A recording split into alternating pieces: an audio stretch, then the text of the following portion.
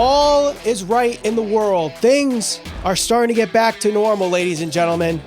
We saw the ratings before hitting record, and it looks like both AEW and NXT got a huge boost Wednesday night. AEW Dynamite, for the first time in 2 months, reached the top 5 in the 18 to 49 demographic. Obviously, the show concluded with Mike Tyson and Chris Jericho in their brawl. I'm sure that had a lot to do with it, Ralph. AEW Dynamite was number 4 last night in the 18 to 49 demographic with a .32 rating and a total viewership of 827,000 viewers, beating NXT, which actually made the top 25 for the first time in 2 months with a .19 rating and 731,000 viewers, a huge bump for both shows. Let's talk about the ending of AEW Dynamite, Ralph. Mike Tyson, Chris Jericho, this brawl. A lot of people are talking about it, not just in pro wrestling, but the sporting world. There were UFC guys there, Rashad Evans, Henry Cejudo, and Vitor Belfort were there. Do you think this will help AEW in the short term and even long term for ratings? Well, short term, I can confidently say that I think it worked last night, and I think that it's going to work going forward so long as they can keep it compelling and intriguing. Iron Mike Tyson, for whatever people want to say about him, he's pretty much one of the kings of pay-per-view. He's got huge appeal. On top of that, right now, AEW utilizing him and trying to take advantage of his star power, to me, in my opinion, has been something I've been wanting them to do for a couple of weeks now. I thought it was a smart move at the beginning. I think it's a smart move to utilize him going forward. The question is, in what capacity will this work? Do people actually want to see Tyson step foot in a wrestling ring? I think that some people might be intrigued by that. I personally am not. I don't want to see Mike Tyson wrestle. I don't want to see any of those guys involved in any type of professional wrestling, match, so to speak. Would I like to see Tyson in some type of storyline with Jericho going forward in the inner circle? Yeah. I mean, I wouldn't mind seeing it. So I think that doing that, putting Tyson in a match in the long term might actually hurt it, because I don't think the true hardcore wrestling fans won't be into something like that. I wouldn't imagine. But to the casual fan, the person from the outside looking in, the person who wouldn't normally watch Dynamite, as long as Tyson's there and it's intriguing, I think that, it could work.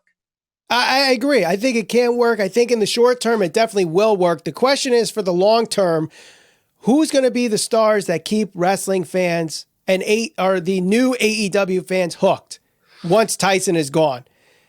See, the reason why it worked in 1998 was Tyson brought in those huge amount of fans on that episode of Raw, but it was Austin that kept them there. Who's going to be the one that keeps them there once Tyson is gone? And that's going to be a big question for the months and years to come out of this. I thought, for what it's worth, the segment worked because everyone's talking about it. It was people, if you look on Mike Tyson's Google trend, it was a spike last night in his search term. So people are definitely searching for it today.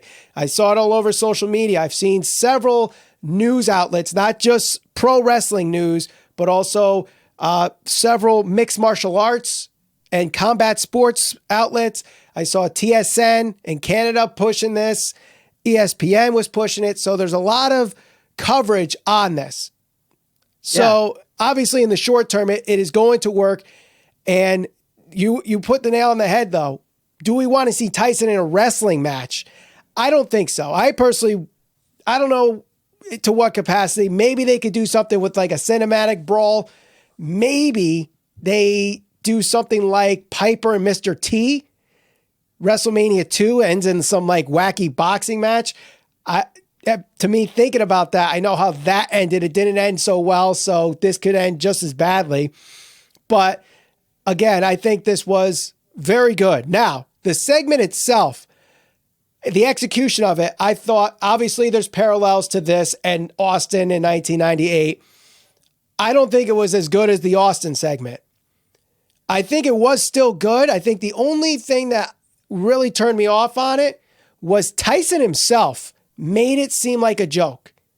especially when right before the shove, he's doing that weird like flexing and noise effect. Whatever he was doing, he looked like a drunk with beer balls. Not the baddest man on the planet.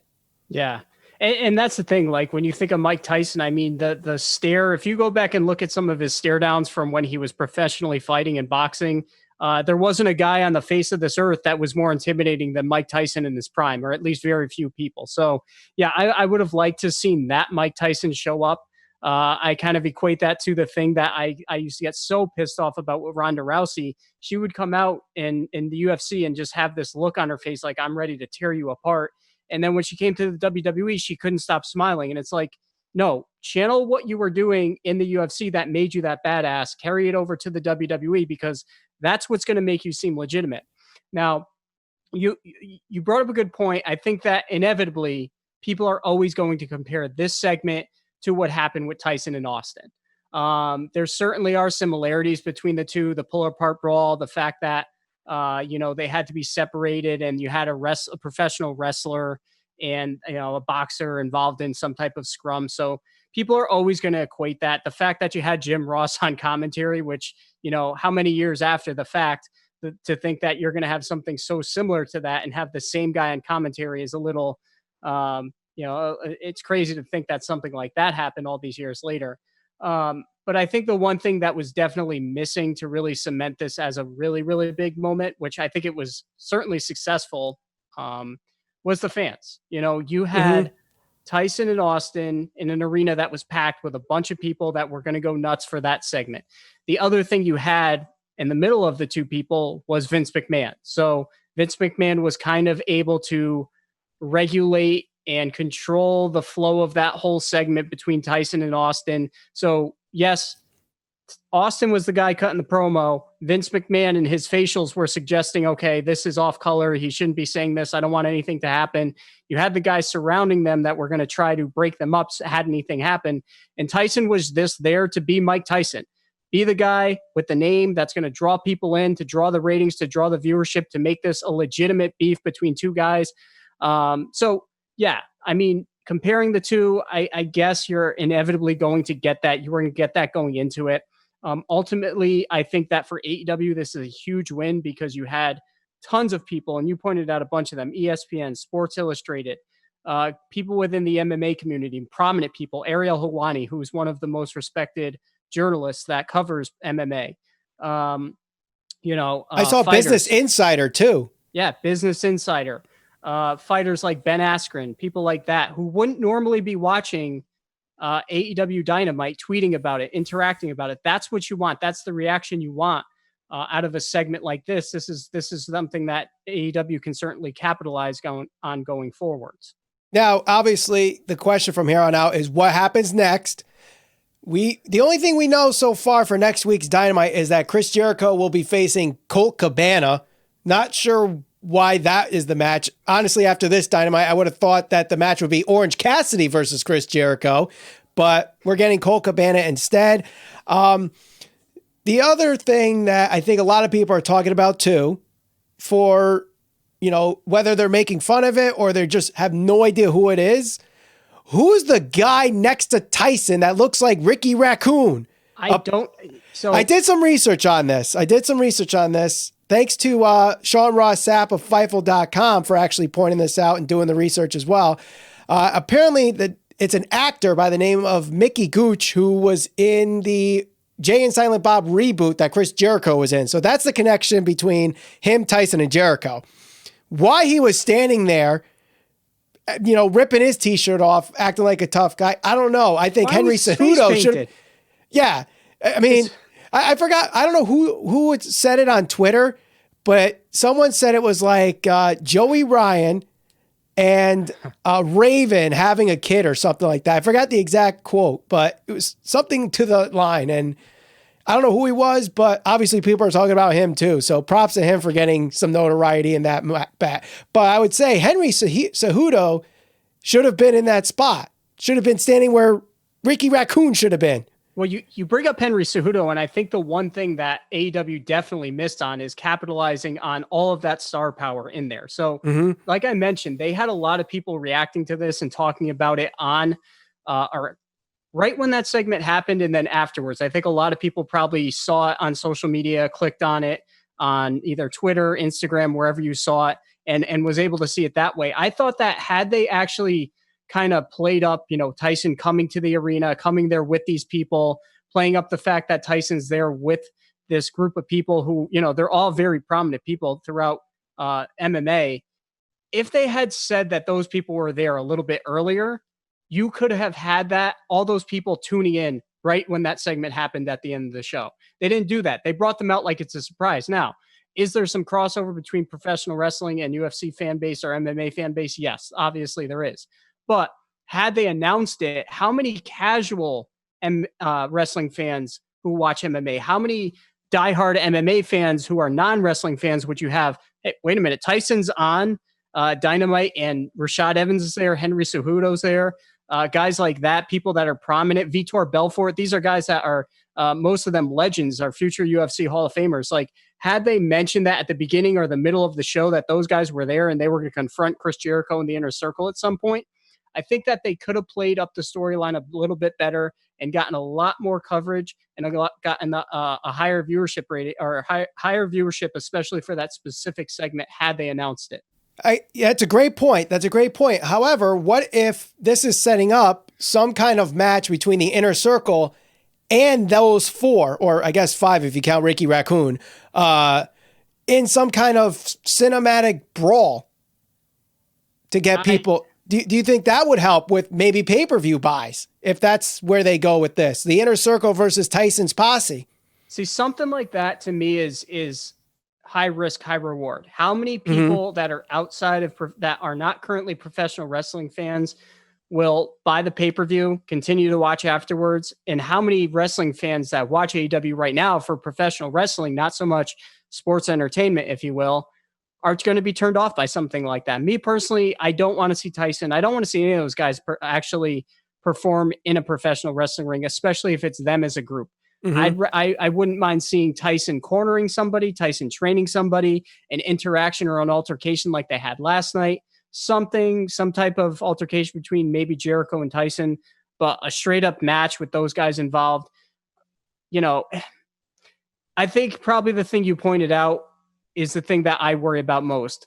Tyson in his element in boxing, those MMA guys in an MMA fight, that's their element. That's where they shine. That's where who they truly are can shine and come through. And that's what people can pick on. It comes across as authentic. When they cross over to something like professional wrestling, and we saw this with Ronda Rousey, and we see this with Gronk and people who try to come from a different background. Now it's like they're playing a different role. Yes, in real life, they're still that badass, but can they get that to come across in a professional wrestling setting? Very few people are able to do that. People like Ronda Rousey, she struggled. Gronk struggled. Brock Lesnar is incredibly successful at it because no matter where he goes, whether it's real, whether it's scripted, he's a badass. He comes across as genuine. Mike Tyson last night, he's still the baddest man on the planet, if you want to call him that. And he could probably beat the shit out of any one of those professional wrestlers in real life. But you could tell he was acting a part and not just being himself in that moment. And that's what I fear. Are these guys going to act professional wrestler? Will it come across as good in the wrestling ring? It probably won't. Right. And that was the biggest thing that I took away from Tyson's part in this whole thing was that right before the shove, after the shove and the brawl itself, I thought was very well executed and very good. And the fact that they had Tyson come out afterwards, like they left a cliffhanger. What's going to happen next after this? That was fine. I'm good with that. I want to see what happens next. And I don't care how good or bad a segment is. If it's where I'm saying, I want to see what happens next, to me, it worked. That's how I see it. So I know a lot of people are talking about it, whether or not it was a good segment, it was a bad segment. I took it onto our social media and our poll here on our community page. 57% said that it was awesome. 25% said good, but not perfect. 8% said okay. 11% said a poor attempt at an Austin Tyson and reenactment of 1998. So, I mean, people are talking about it and people have their opinions on it. So good or bad, it did what it was supposed to do. Exactly. So let's move on to another big set of news featuring a debut on AEW Dynamite that started the show, and that is FTR, formerly known as The Revival. Scott Dawson and Dash Wilder, now known as Cash Wheeler and Dax Harwood, are in AEW. They come in for the save after the Young Bucks were getting beat down by Butcher and the Blade. What do you make of this segment? Where do you see the FTR Bucks thing? Are we going to see that at the next show, which would be Fyter Fest? Or do they wait for fans to come back? I was surprised by them showing up already. I would have thought they would have waited till fans were there, but maybe they're setting up for something bigger once fans are back in the shows. Yeah, and I think the thing that probably determined them actually debuting now as opposed to later is there's so much uncertainty surrounding when the fans are going to come back. And we talk about this just about every week. Somebody's going to be first, whether that's the UFC, the WWE, NXT, AEW. Somebody is going to take that chance and say, okay, you know what? We're bringing fans back. Who is that going to be? I don't know. And when is that going to be? That's the bigger question. I think that's ultimately what dictated the Revival or the Revolt debuting now as opposed to when fans will come back. Had it been, okay, well, you know what? Everybody's comfortable. Next week, we're going to have fans, even in a limited amount, whatever the case may be. Maybe they hold off a week. But because there's so much uncertainty surrounding that right now, I think that's why they decided, you know what, let's bring them in. Let's get them acclimated to the fan base. And I think a majority of the fans already know who they are, but really let them kind of build up themselves in AEW, make themselves known, just make themselves stand out to the fans. So I think that's why they debuted now as opposed to later on. Right. And I initially was like, wow, this is too early. Wait for fans to come back. But after thinking about it for a whole day right before we hit record, I was like, you know what?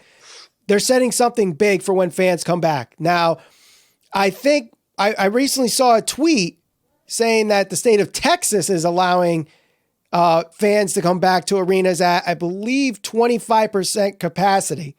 And with AEW saying that Fyter Fest is going to happen at some time this summer without having a date in place, makes me think that they are scoping to see, okay, where can we go where our wrestlers can be safe and we can have fans there? And that will be the first event AEW holds, is Fyter Fest with fans. That's where we see the Young Bucks versus the Revival match at Fyter Fest with fans. When that happens, obviously sometime this summer. I don't know exactly when, but I think, and also we got news earlier in the week that New Japan Pro Wrestling, they can have fans as early as mid-June. I don't know if that's going to happen, but you're starting to see places say, hey, we're going to start with at least 50% capacity. So we're getting closer and closer to normalcy. I mean, we might get a new normal, but we're at least getting closer and closer to getting fans back at the shows, even if it means putting plexiglass at the wall, even though JR might jab at it, right? WWE doing it. I actually like the plexiglass thing. So overall, I thought it was a good debut. It makes you wanting more. I want to see what happens next. So again, effective execution with the FTR debut. And I said in our last episode, I felt like this was the biggest show that AEW was going to have to put on because there were so many different things that were going on, so much uncertainty coming off the pay-per-view, a big pay-per-view that they got a lot of recognition for and a lot of people talking about. So, I think that this was the right time to debut them, and they can build towards whatever they want to build towards with the Young Bucks going into an event where hopefully there's fans there. Right. Now, there's one other big piece of news that came out of this episode at AEW Dynamite, and that is Cody is going to be defending the TNT Championship on a weekly basis through the Open Challenge. We saw this with John Cena with the U.S. title. I thought it worked. I thought it was great when Cena did it. I think Cody can do wonders with it in AEW. We're going to see the first chance at it next week when Jungle Boy, who won the Battle Royal last night, will face Cody for the TNT Championship. I think this is going to be used as a showcase for the unknowns to shine against Cody. People know Cody or they know the Rhodes name. Obviously, the carryover for what happened with Tyson and Jericho is going to carry more viewers in from this week. So a lot of eyeballs are going to be put on Jungle Boy Jack Perry, who arguably had the match of the night at Double or Nothing last weekend with MJF. So what are your thoughts on the open challenge by Cody?